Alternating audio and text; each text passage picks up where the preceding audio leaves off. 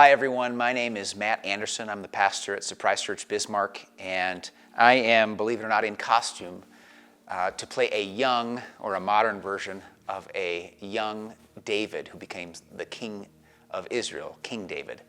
And it's all part of Faces of Easter, our annual series in which we bring biblical characters to life.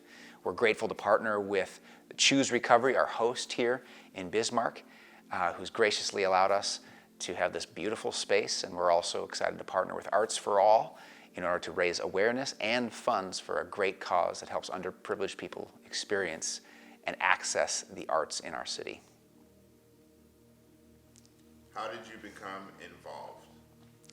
I became involved in Faces of Easter a couple of years ago. We just decided to give this a try. In other churches I've been working at in the past, we've done some creative, dramatic things, and people just hear it differently when you talk as a character and try to express the actual first-person story of a character from the Bible. People just hear it differently. They experience it differently. It touches a different part of their heart than just teaching about a character. And so a couple of years ago, we just decided to give it a try, and we made throughout the series of Lent leading up to Easter one year, we just picked a handful of Bible characters, wrote a script, found actors, and we just presented these characters. And people loved it as a chance to really watch the Bible come to life. This year, my character is King David, or a young David who has recently learned he's going to become king. And didn't have necessarily any connection to this character. It just kind of fell on me to play David, but I really, really enjoyed the opportunity to get to know not just the king, but the young man who is in the journey of becoming king. As you listen to this portrayal today, my encouragement is to watch for the different way that David looks at his problems. A lot of us look at problems as things that we want to get away from or wring our hands about, but David is frustrated because people around him don't trust God like he does, and he sees the world through the eyes of faith in such a way that he brings a perspective I think we really need in an age in which fear can really take hold. So as you watch David today, as you watch this character prepare to meet Goliath, watch for the courage that comes when you really believe God is real and you really believe that you're not alone. Enjoy this presentation of David as part of our Faces of Easter.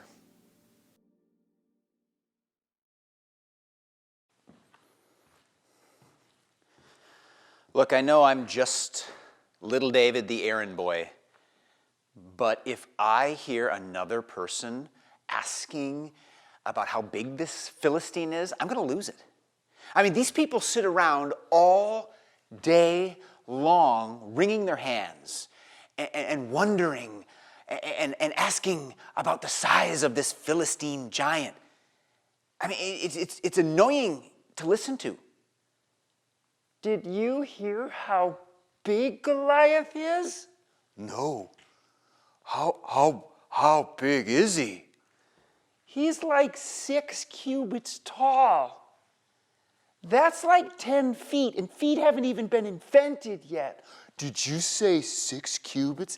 Yeah. Wow. Oh, and did you hear how big the tip of his spear is? No. How big is the tip of his spear? It's like 16 pounds.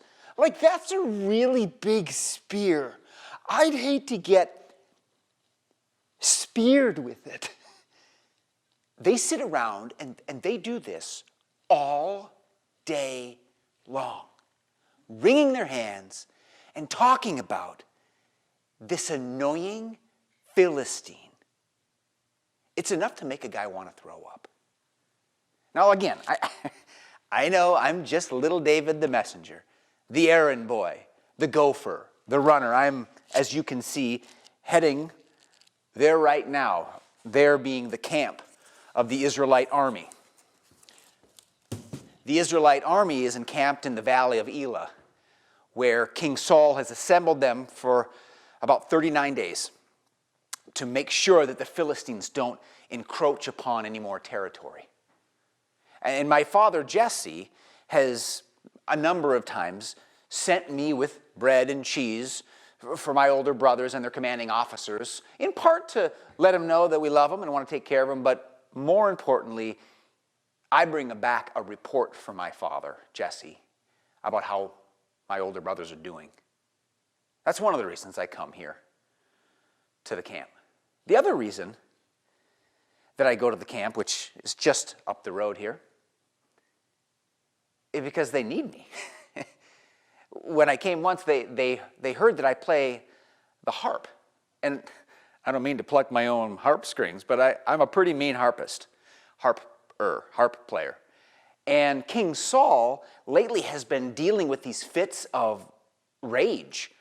He's been oppressed by evil spirits. And so they asked me if I'd come and play music for him when they heard I played the harp. And my harp playing is the only thing that works to calm King Saul when he has these fits of demonic oppression. So I'm too young to fight, I'm too little. But I come here to the battlefront over and over again to bring my brothers bread, to bring back a report, and to play my harp for a moody king. Now, for 39 straight days, Israel has been encamped at the Valley of Elah. And for 39 straight days, this Philistine punk has come out and defied their ranks from across the valley. For 39 straight days, he has stood there and had the gall and the audacity to defy the armies of the Lord. Every single day he has stood up and mocked God's army, made fun of God's soldiers, and demanded that one of them come out to fight him. You see, in my time, there is this tradition that armies don't always duke it out with all their soldiers. Why suffer the loss of blood? Why not just send one man from each side? It's common for armies to send forth their best warrior to fight. And that's what Goliath, they call him, was asking for. Send forth your best. Mano y mano, winner take all. The losers become the slaves to the winners. And for 39 straight days, he has stood there and mocked God's people, and not a single soldier has done anything but shake in his boots and pee his pants. Not a single man, not a single warrior in God's chosen army has stood up to fight this Philistine oaf. It's embarrassing. It's humiliating. And I tell you what, that Philistine oaf, that Philistine freak, that punk better not pull that stunt when I get to camp today. Because if he stands up there and mocks God's army when I'm there, it's going to be his last day on earth. I am going to raise my hand, and I am going to fight him because I am not afraid. I am going to kill him, and I am going to cut off his head. Now, I just hear the voices. I hear the voices talking already. Oh, but Davy, you're such a little guy. Yeah, David, you're pretty small. You don't belong anywhere near that guy. Why are you so confident? Well, I'll tell you why. I'm going to give you two reasons why I'm so confident. Two things that make me totally unafraid to take on this giant. And as I tell you, I hope that you find your courage too. The first reason I'm not afraid is because of this. I may be young, I may be short in stature, but for my entire life, I have been a shepherd. Which means that my father, Jesse, has entrusted our entire flock of sheep to me many, many times. And shepherding in the wilderness can be dangerous. Oftentimes a wild animal comes because they smell the sheep and they want a little taste. Sometimes a lion would come looking for some lamb chops. And when the lion comes, the sheep run one way and the shepherd, me, would run to the lion and I would kill the lion. When a bear comes, licking his chops for some sheep tacos, the sheep would run away from the bear and I, the shepherd, would run to the bear and I would kill the bear. Now, I don't care what you say. Those animals are far more powerful and more ferocious than any human could ever be. I have killed far stronger and far scarier creatures than this Goliath. So I'm not one bit afraid of him. That's the first reason. That's the first reason I'm not afraid. But there's one more, and this one is probably the biggest one. You see, something happened a few weeks ago that I can confidently say has changed my life forever. Before Israel's army was called to the Valley of Elah, weeks back, I was doing what I do. I was shepherding the sheep. I was tending the flock. And the prophet Samuel, Israel's great prophet, the great Samuel, shows up at our family farm in Bethlehem. He had come from being with King Saul. Now, King Saul is Israel's first king. He's our current king. And King Saul has not been a good king at all. I mean, he looks the part. He's a head taller than everyone else who stands around him. High cheekbones, great teeth. He looks the part of a king. But I have never heard of a more insecure man. When they announced him in the wilderness, when Israel gathered together to proclaim him the new king, they couldn't find him. He was hiding among the luggage, terrified of the job before him, because Saul thinks that to be a great king means that you must rely on your own power, not God's. So he's been a very poor leader. Most recently, in a battle against the Amalekites, Saul was commanded by God not to take anything from the battle, not to take any of the spoil or the plunder for himself, but he couldn't resist. He took the spoil and the treasures for himself, and God saw it. He sent Samuel to talk to King Saul and to tell him that God regretted making him king, and that he would be choosing another king in his place. And then he sent Samuel to our family farm to anoint Israel's next king from among the sons of my father Jesse. Samuel first went forth and found and saw my brother Eliab, and thought to himself, surely this one is king. Tall, broad, strong. But he heard God say to him, the Lord hasn't chosen this one. God doesn't look at the outside. God looks at the heart. Then my father, Jesse, one by one, paraded my other brothers up to Samuel to see if that one was chosen to be king. Shammah, my brother, comes. And Samuel said, the Lord has not chosen this one. Then Abinadab comes, and Samuel said, the Lord has not chosen this one. And one by one, and one after another, all 7 of my older brothers come forth to Samuel, and every time Samuel says, the Lord has not chosen this one. Have you not any other sons? He said to my father. Well, Dad said, I mean, there's David. There's David. But he's out in the field tending the sheep. Go and get him. Send for him, Samuel said. We will not sit until he gets here. So they came and got me. And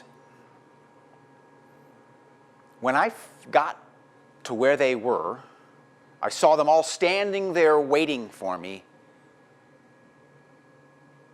And as I approached Samuel, he made me kneel down on the ground. And he got out this horn of oil, literally a horn filled with anointing oil. And he poured the oil over my head. And at that moment, I felt the power of the Holy Spirit come upon me in a way that I've never felt before. And I rose as Israel's next king. It was a feeling that I will never forget. So believe me when I tell you, I do not die today. God has a long and exciting and important plan for my life. I have been anointed by God. And there is nothing that is going to get in the way of this God's plans. Not some lanky Philistine oaf. And nothing is going to stop this plan. So that's why I'm excited to get to camp today. And when I get there, I know that people will be continuing to wring their hands and ask those questions about Goliath. And what are we going to do? And isn't he big? And oh, how heavy is his armor? And how long is his spear? And I know that they're going to be asking those faithless questions. But do you know what I'm going to ask when I get to camp today? When I get around the corner and I get to camp today, here's what I'm going to ask. I'm going to say, what shall be done for the man who kills this uncircumcised Philistine? See, I'm not worried about the size of the giant because I'm too obsessed with the power and the size of my God.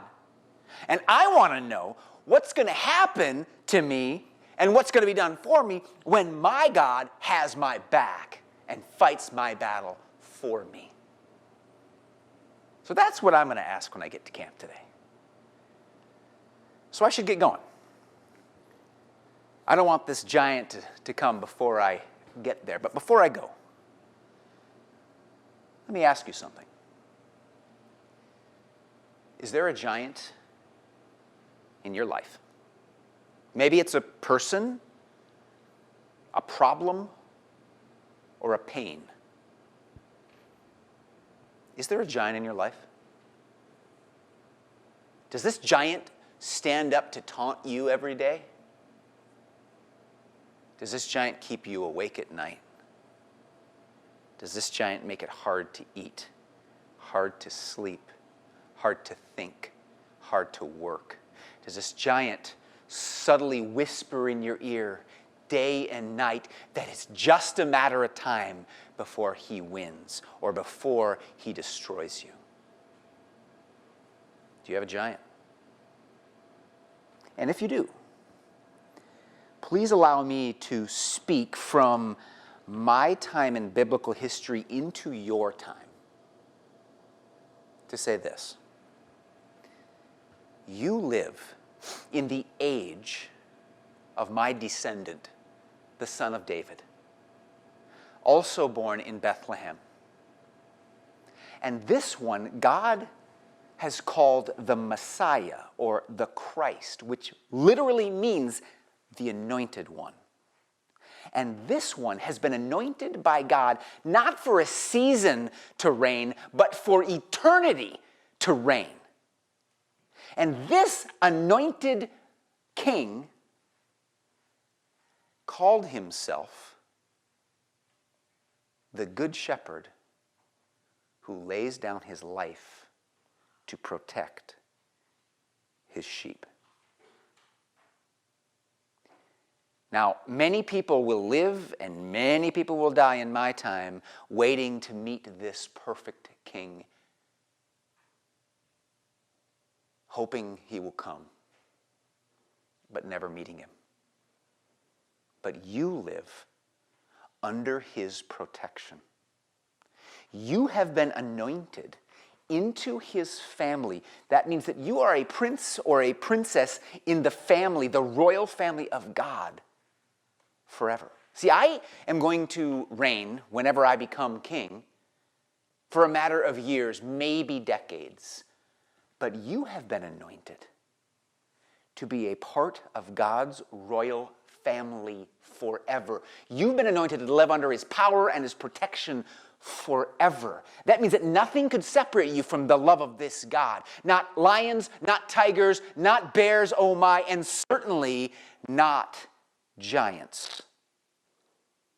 The battles of your life have already been decided. You are anointed royalty forever.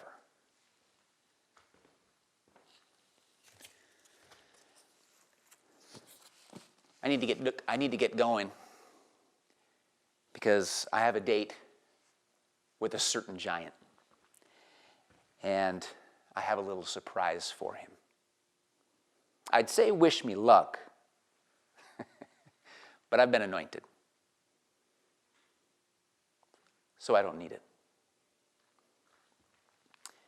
And you know what else? Neither do you. Neither do you. Thanks so much for watching this Faces of Easter presentation of the character David. I hope that you were able to enjoy it as much as I did playing the character. You gonna ask me something? I mean, you wrote a question down and... How did your experience playing this role affect you, and what do you think the viewers will get out of this? At first, as I was writing this script, because I write the scripts, and playing the character, I was sort of troubled by his overconfidence. And I know it sounds weird because he had a right to be confident, and everything that happened played out just as King David or the young David wanted. But I was sort of struggling with what felt like he doesn't seem to acknowledge that any normal human being would feel fear in this situation where you're going toe-to-toe with a man that's 2 or 3 times your size, and that no one could reasonably believe that you could kill.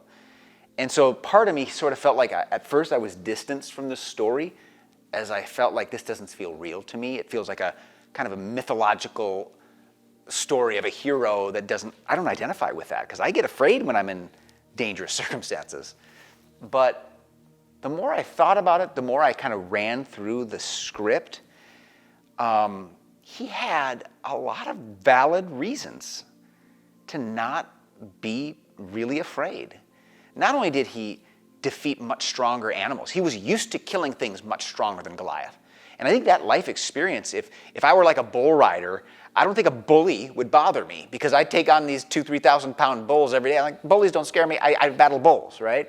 And I think similar to David, he had seen far worse and killed far worse in the animal kingdom. This guy didn't bother him. But also his rabid trust in what had been confirmed by the prophet Samuel, that you're going to be king. And since he hadn't become king yet, he sort of seemed to feel bulletproof. Like, I don't die today. Like, he maybe had like this feeling of like, I've seen that my death happens after I'm a king for a long time, and I'm not king yet. I'm going to be king. And so he just had this full trust in God's promise to know that he's going to be okay, and that this giant isn't going to be the end of the story, because God has promised there'd be more to his story. And at first, there again, I sort of felt distance, because I don't feel like I have that guarantee on my life that God's promised I'm going to retire at some point and move to a tropical place, so nothing bad can happen to me today. But then I started to think, well, wait a minute. God does promise us, as David says in the portrayal, God does promise us his blessing and protection forever. And so even though bad things can befall us, as they did to King David later, we are protected, and that nothing can ultimately define us or destroy us because of that protection. And so the same confidence that David had in the promises of God, we can have in the promises of God. It doesn't mean bad things won't happen and hard times won't come. It doesn't mean we'll live to be 100, but it does mean that God determines our destiny and no giant problem or pain can stand in the way. So that encouraged me, and I hope that those who saw the portrayal live or here online or on TV has that same experience of knowing that God is trustworthy. And the more we open ourselves up to actually relying on Him, not just intellectually, but spiritually and with our hearts, it opens up space for possibilities we may not even think are possible.